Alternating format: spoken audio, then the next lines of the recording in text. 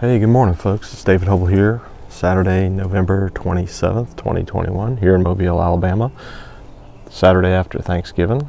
Out here doing my weekly Mirliton report for the 2021 fall Mirliton season. We had a little bit of cold last night. Actually, a lot of cold. Got down to 34 here in Mobile. And I think it stayed there about 2 to 3 hours. I did not cover up my plants last night, partly because it's already back up in the 40s now, and it was going to be down from it dropped quickly from maybe 5 in the afternoon. It got down in the 40s, and then I think it stayed around 38, 37, and then from about, I don't know, I'm going to say 2 to 5 or 2 to 6, it was maybe 34 degrees. Got a lot of overhead protection here with the trees, and I did not see a lot of frost when I looked out the window first thing. But from my experience from a couple of weeks ago, when I had covered some, when it got down to 36 and didn't cover some, I realized that I probably would be okay without doing any covering this time. So we'll see. Right now everything looks good, looks normal. But I'll know a little bit more maybe tomorrow and during the week. But for right now, it seems to be business as usual. I guess the real key is trying to figure out when to protect and when not to protect. And I think it has to go back to the amount of time you expect to see those freezing or frost conditions.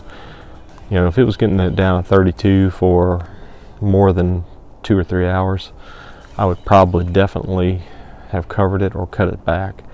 But in this case, since it was so brief and coming back up, I figured I'd take a chance on it. Now, like I said, if it would have got down maybe even 28 for 2 or 3 hours, I might have been better off taking better actions and covering it. So the other thing you can do is, I've got videos I did a couple of years ago on freeze protection. Dr. Hill recommends you can always set up a sprinkler, and you could actually keep the water on your plants overnight, which kind of forms an insulation. And that's probably more practical to do, because if you look at how expansive my vine is, that's easier to do than covering it.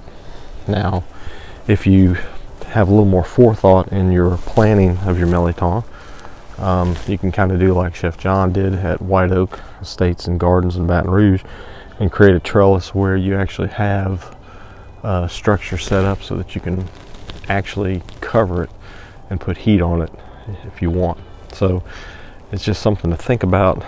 You know, you don't think about it when you're planting in April, but when it comes to be November, December, that's when it really pays off to do some pre-planting.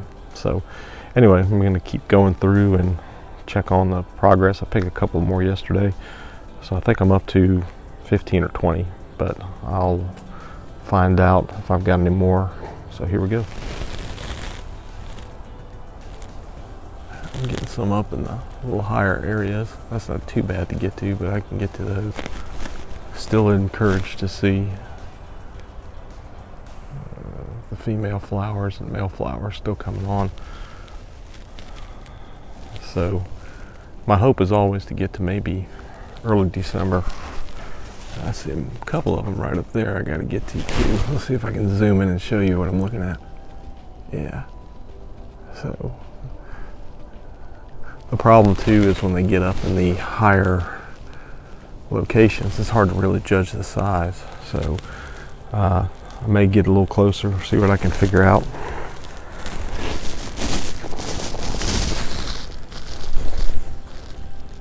This one probably is about ready to pick.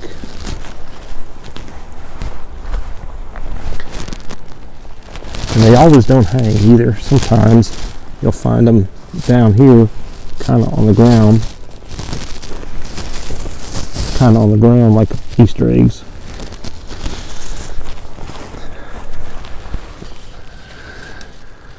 There's a nice pair that are about ready to be picked. Got one right there too. So hopefully you were able to enjoy some stuffed Mirliton for your Thanksgiving meal. I may have mentioned before, I tend to just do that at Christmas time when I have a little bit more accumulated. But I saw a lot of good pictures on Facebook that people had, so that's encouraging.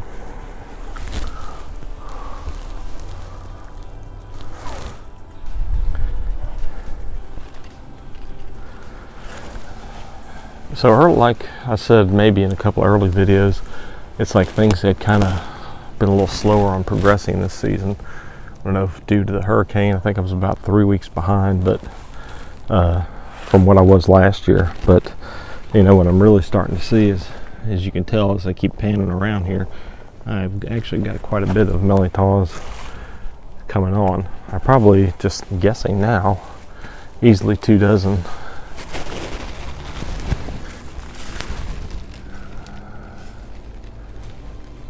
So definitely need to start going into gear of maybe doing some cooking videos with them.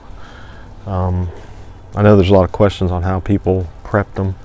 I think I might have mentioned that, but typically what I would do is if I was going to prepare them in a casserole or to stuff, I would just cut them in half and boil them like a potato in about 25 minutes. If you could do something sweet, just boil them like that. You could maybe even add a little sugar to the water. It's up to you. Or if you're going to do something savory, you might want to put like a little small capful of crab oil in it, liquid crab oil. That's just a suggestion. You don't have to do that. That's just something I've been doing. A little bit later, I'm also going to show you how to start your seeds or prepare them for covering, or for sprouting, I should say.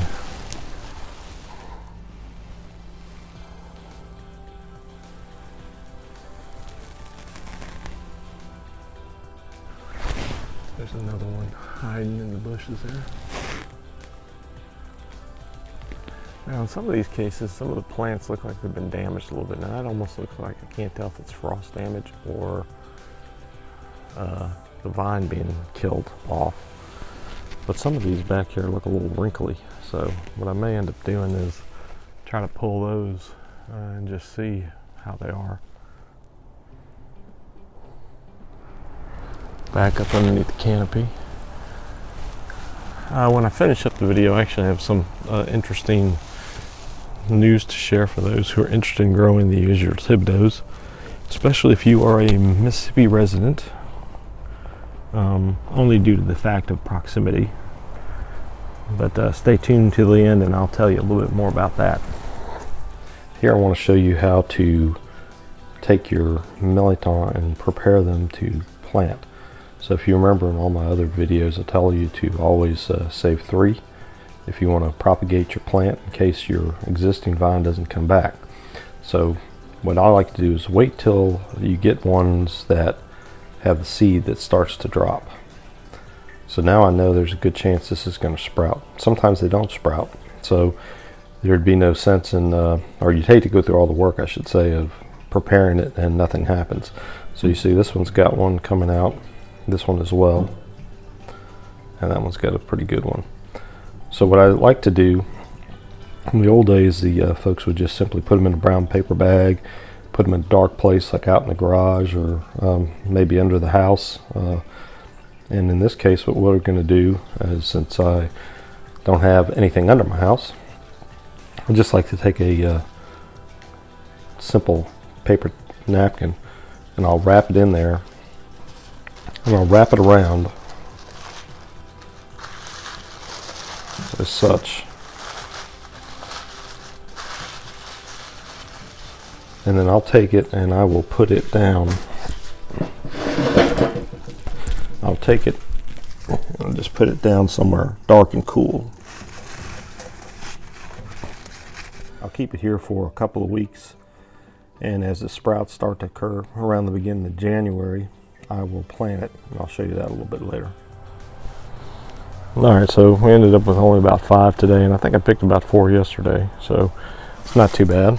But anyway, like I said, hope you like this segment I had on how to wrap and store your seed Mirlitons so that they will start to produce shoots, so that you can either transplant directly in the ground or perhaps into a pot and overwinter, like we suggest doing at mirliton.org.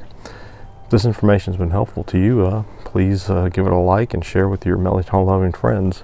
If you have any questions, just drop them in the comments section below, or you can even email me at rpcajun2r@gmail.com.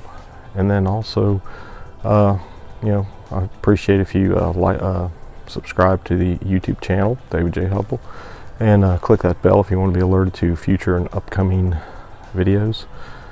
And don't forget, check out mirliton.org for the exciting news I'll have for the Ishreal Thibodeaux White Mirliton growers who want to maybe visit Mississippi and have an opportunity to pick up a few. And so check out mirliton.org, as well as Mirliton Man of Mobile. Thanks again, and I'll see you next week.